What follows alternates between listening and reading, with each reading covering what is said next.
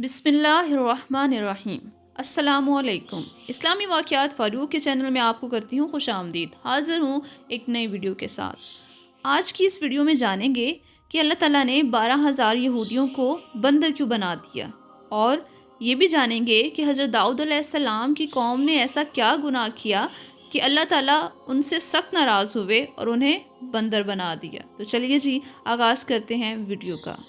हज़रत दाऊद अलैहिस्सलाम की कौम के 70,000 आदमी उकबा के पास समंदर के किनारे ईला नामी गांव में रहते थे, और ये लोग बड़ी फराखी और खुशहाली की ज़िंदगी बसर करते थे। अल्लाह ताला ने उन लोगों का इस तरह इम्तहान लिया कि हफ्ता के दिन मछली का शिकार उन लोगों पर हराम फरमा दिया और हफ्ता के बाकी दिनों में शिकार हलाल फरमा दिया। मगर इस तरह उन लोगों को आजमाइश में मुब्तला फरमा दिया कि हफ्ता के दिन बेशुमार मछलियाँ आती थी और दूसरे दिनों में नहीं आती थी।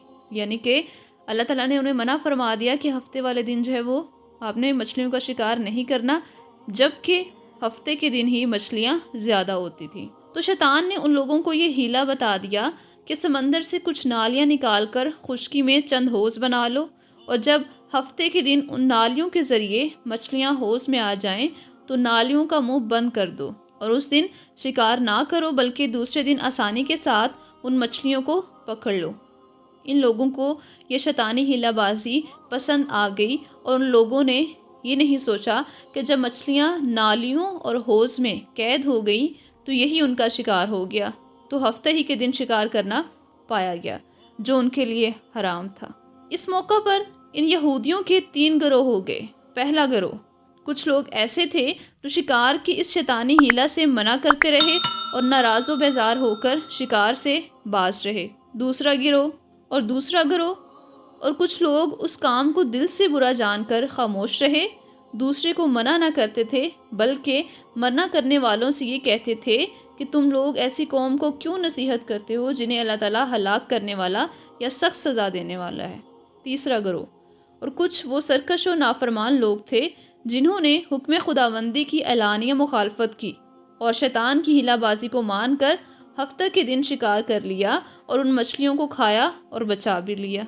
जब नाफरमानों ने मना करने के बावजूद शिकार कर लिया तो मना करने वाली जमात ने कहा कि अब हम इन गुनाहगारों से कोई मेल मिलाप नहीं रखेंगे।